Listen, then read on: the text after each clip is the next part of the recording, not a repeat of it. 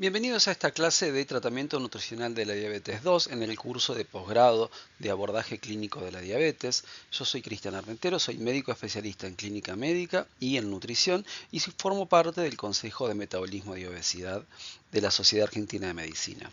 Vamos a hablar del tratamiento nutricional, pero siempre desde la mirada médica.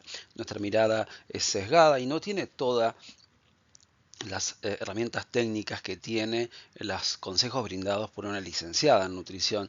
Y muchas veces tendemos a generar frases y generar situaciones con respecto a la alimentación de nuestros pacientes diabéticos que no son correctas. Eh, Consideramos que la alimentación es la madre de todos los problemas que tenemos y somos muy malos cambiándolas. Y es cierto, la dieta occidental genera la mayor parte de las enfermedades relacionadas a la enfermedad cardiovascular y cáncer en la actualidad. Pero lo que le quiero brindar es el concepto moderno de la alimentación para sentar las bases del desarrollo de la alimentación en la diabetes. ¿Y qué es que no hay un solo componente de la alimentación ligada a una patología, sodio con hipertensión, lípidos o colesterol con enfermedad cardiovascular, hidratos de carbono con diabetes? Hay patrones de la alimentación que pueden ser saludables o no. Y estos patrones de la alimentación nos acompañaron toda la vida, interactúan con nuestros eh, factores genéticos, con nuestro entorno y con nuestra manera de vivir. Y la resultante de todos ellos son los que llevan a dar un beneficio, y en este caso un beneficio en los outcomes de la diabetes.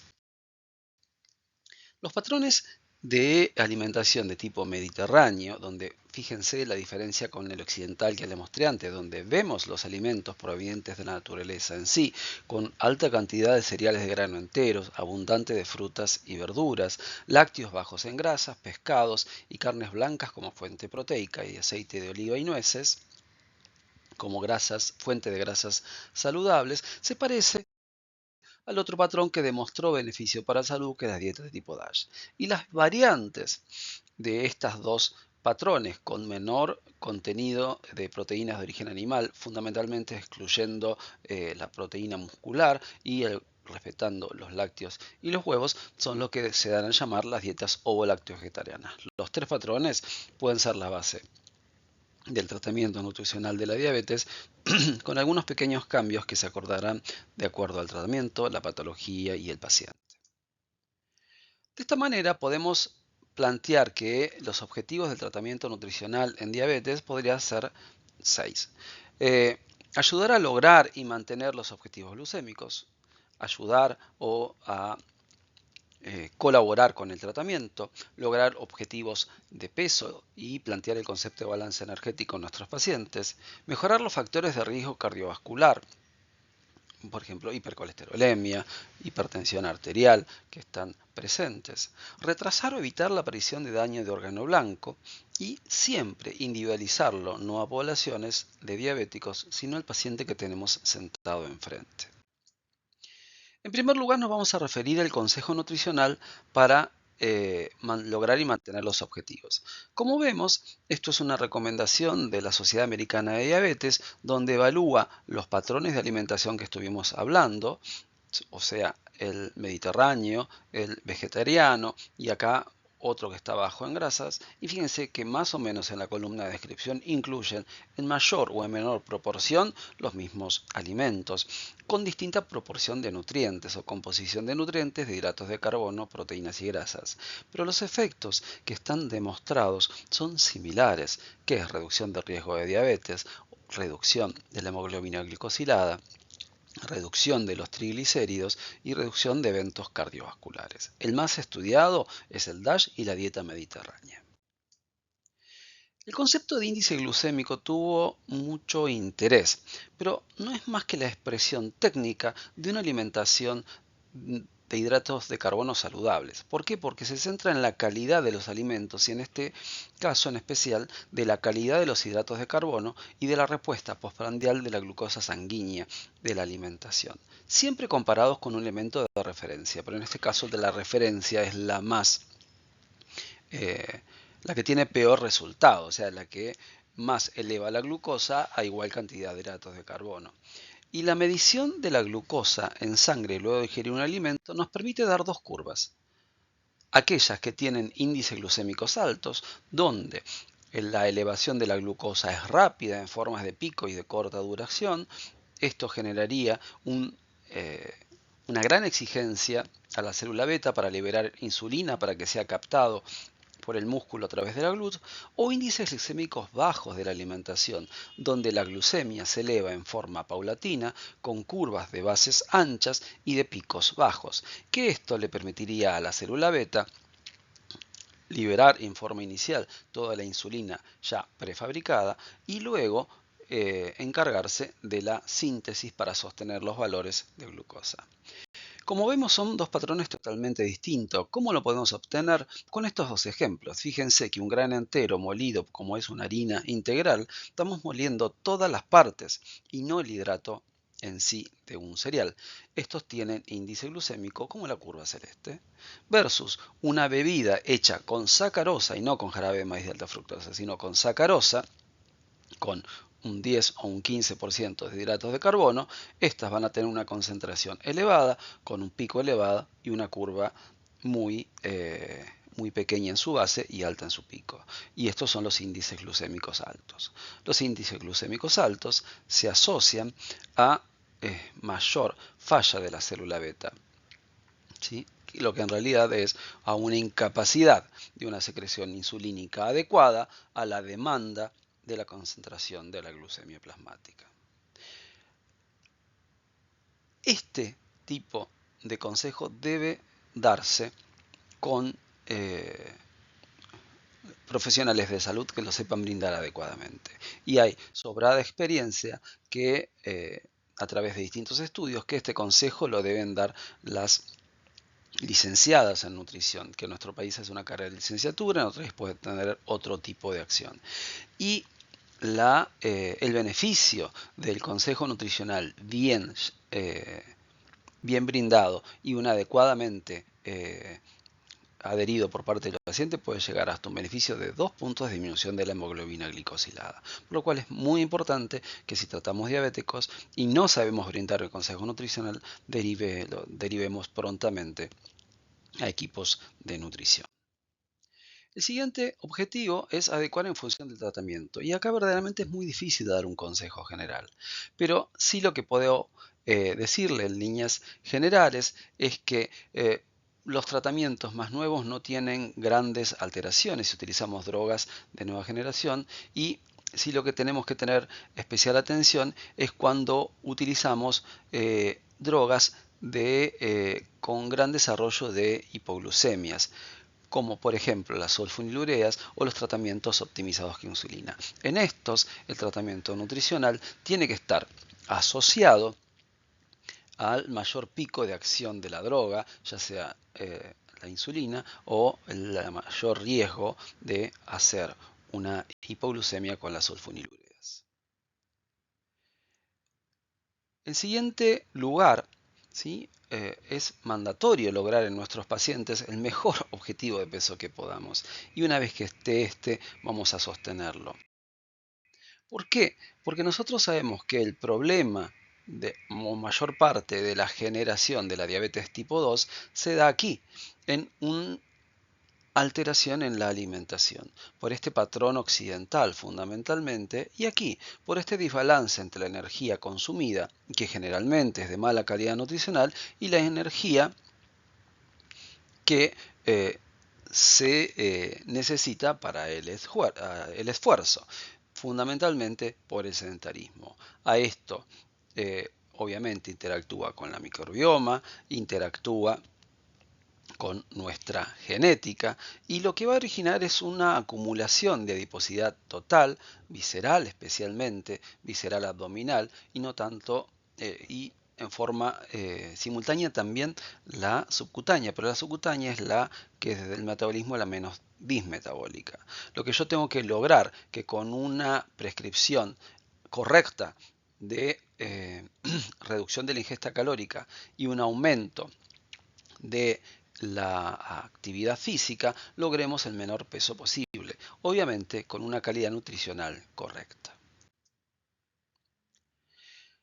Es difícil dar alguna directriz cómo se van a mejorar los riesgos cardiovasculares, porque tendríamos que hablar de todo el compendio de nutrición, porque verdaderamente sería hablar de la alimentación. Pero acá estamos en igual instancia. Tenemos que hablar de qué es beneficioso en la alimentación, o sea, qué es lo de una adecuada calidad nutricional, si hablamos, que es fundamentalmente todas las grasas de buen perfil metabólico, abundante consumo de vegetales, granos enteros, lácteos bajos en grasas, huevos y carnes blancas.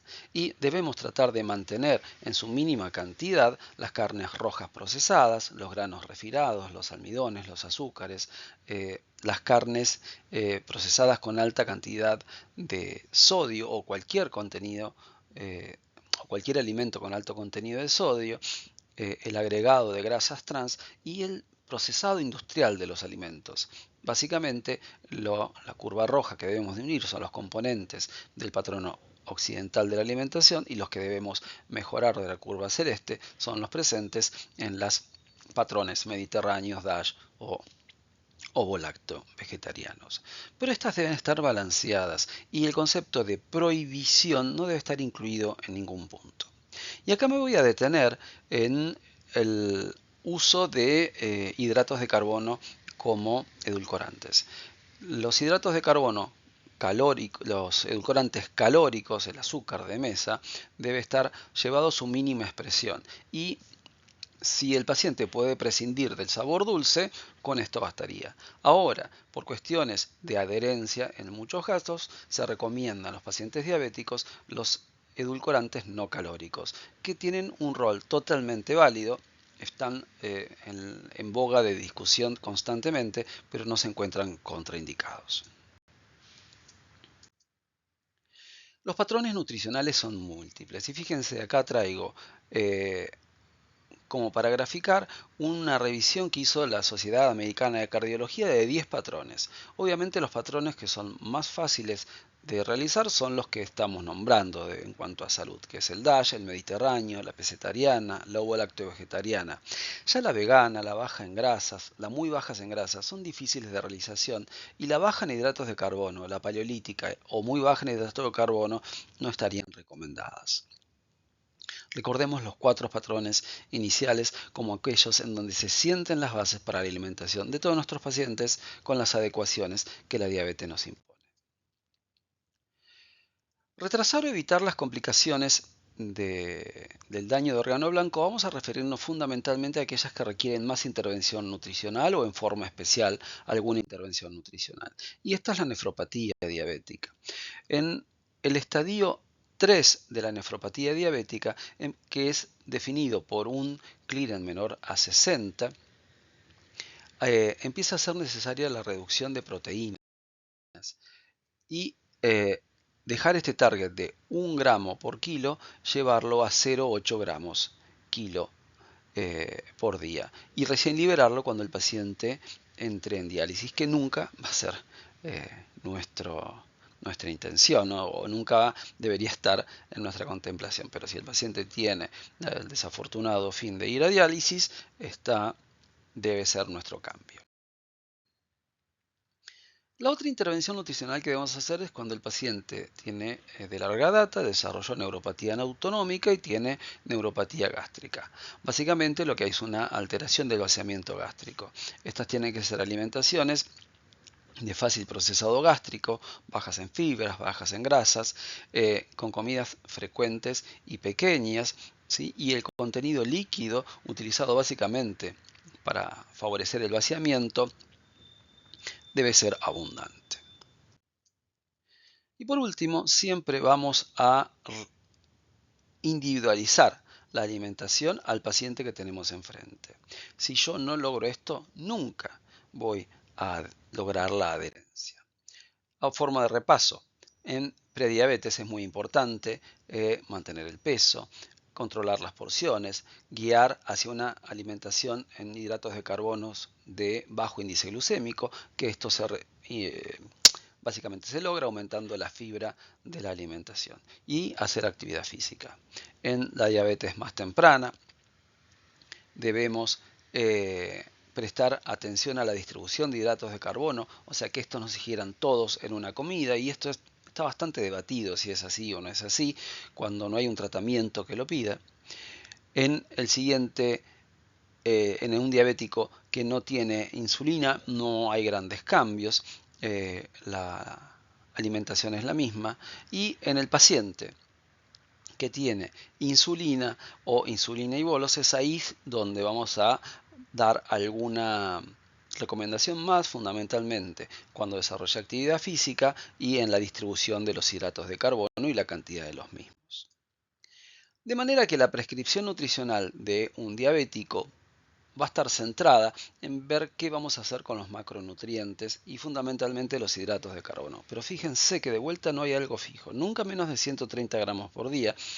Va a tener un rango de prescripción entre un 45 y un 60%, pero es muy importante el concepto que hablamos hasta ahora, la calidad y la distribución de los hidratos de carbono. Que la fuente sean frutas y vegetales, o legumbres y granos enteros, cuyo índice glucémico sea bajo, y la parte de hidratos de carbono, yo la quise nombrar a esta altura, va a estar solo determinada al tratamiento optimizado del diabético tipo 1.